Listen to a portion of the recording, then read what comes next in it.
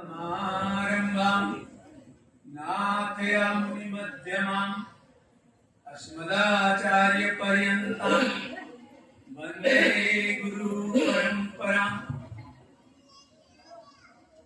आज हम सभी सिद्ध बाबा महाराज की कृपा से यहाँ एकत्रित हुए हैं।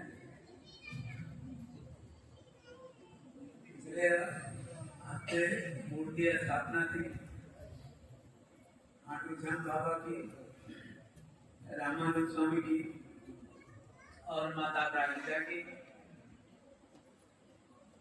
दरबार राम दरबार, लक्ष्मी नारायण भगवान, शीतला माता, यहाँ सबकी प्राण प्रतिष्ठा की गई। ऐसा शास्त्र सम्मत है कि ऐसे आयोजन पर जो लोग एकत्रित होते हैं यथाशक्ति तथा भक्ति अपनी भावनाओं को शुद्ध रखते हुए करते हैं, तो ऐसी जगह पर उनके कुल देवी देवता मिलकर भी सहायक रहते हैं। करने के लिए अकेले कुछ भी कर जाओ, लेकिन समूह में अगर करके चलोगे तो कोई ना कोई एक लोटा जल दे ही देगा। ऐसा नहीं है कि जितने स्थान है आश्रम के अंदर सबका भोग नहीं लगता, सबका दोनों टाइम भोग लगता है। और जो जो लोग इसमें शरीक होते हैं उनके देवी देवता पितरों का अंश भी इसी में होता है।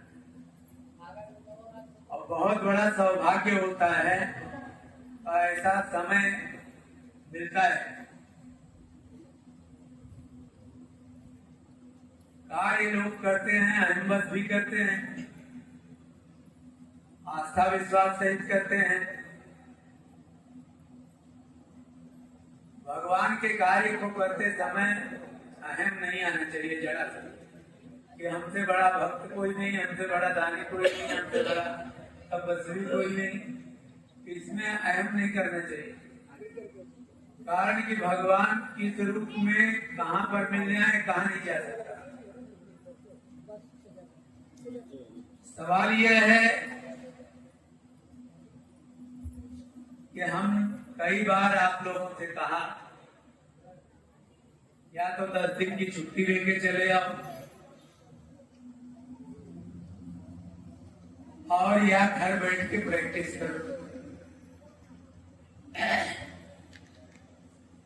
आंखें बंद करके आदमी न ज्यादा झुका हो और न पीछे हो, सुख आसन में बैठ करके जो दोनों भवें होती हैं इसके बीच में देखो और मानसिक रूप से मंत्र का जाप करते रहो।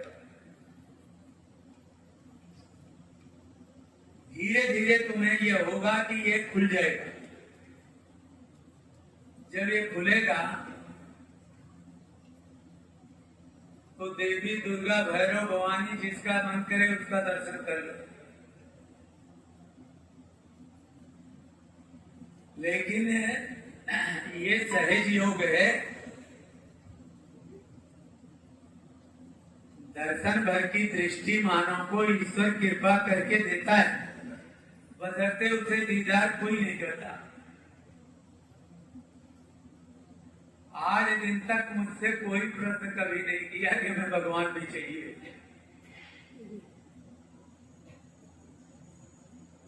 संसार के रचयिता हैं, संसार के माता पिता हैं भगवान। जब भगवान ही मिल जाएंगे तो तुम्हें बाकी क्या रह गया। और आप बैठ के इसका निरंतर अभ्यास करो। कभी सरदर्द बन जाए तो मस्तक पर घी लगा लेना, गला सूख आवे एक गिलास पानी चिम्मच रखे रहना, एक चिम्मच ले लेना। लेकिन देखने का प्रयास जरूर करना कि तुम कौन हो और तुम्हारे सामने जो दिख रहा है ये क्या है।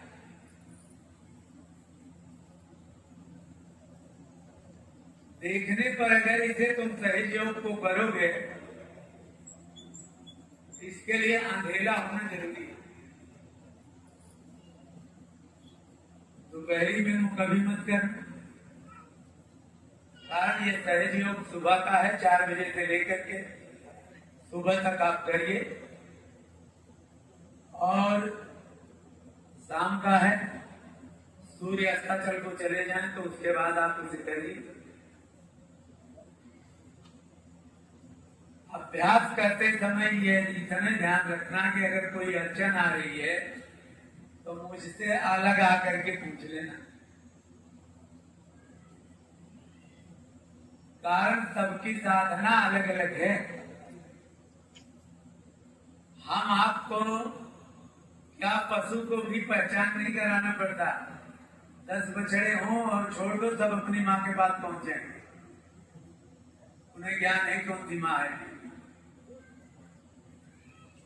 और बहुत सारे कर्म ऐसे हैं संसार में कि हमें आपको न कोई बताता है न सिखाता है, वो परमात्मा उस परम तत्व के द्वारा हमें आपसे करवाता है और दीदार करवाता है।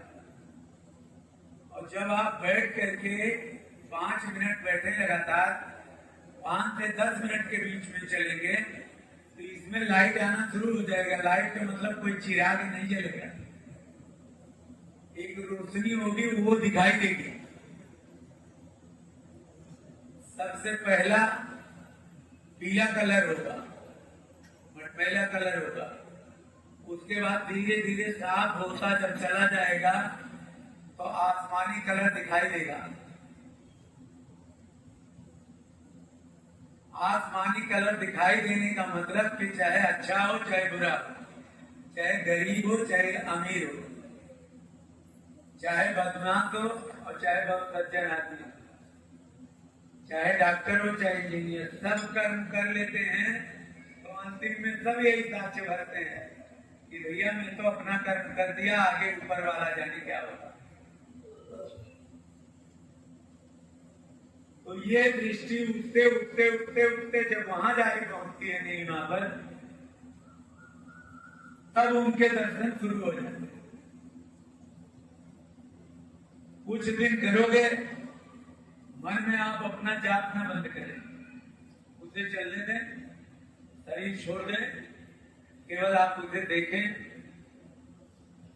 इसे करने से पहले 5 बार आप ओम शब्द का उच्चारण करें और इतनी आवाज में करें कि जितना तुम्हारे कानों को प्रिय हो।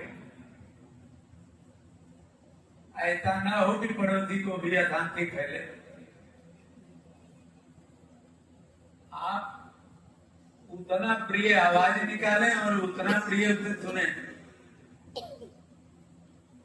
और इस चीज का दीदार करने के बाद आपको ईश्वर की कृपा का पता चलेगा और आपको ये समझ में आएगा कि आज दिन तक मैं जो करता रहा वो गलत है, वो ईश्वर सत्य है। कारण उसके दर्शन मात्र से शरीर प्रफुल्लित हो जाएगा, लेकिन अभ्यासे नित्य ममते, इस योग को कृष्ण भगवान गीता में अर्जुन को पढ़ा रहे थे। अर्जुन बोले कोई सहज योग बताओ महाराज, आपका दीदार हो जाता है, मैं सुनता हूं तो आदमी का जीव यहां रहता ही नहीं, सब पर लोग बाती हो जाते हैं तुम्हारा दर्शन करने के बाद। भगवान ने कहा ऐसी बात तो नहीं,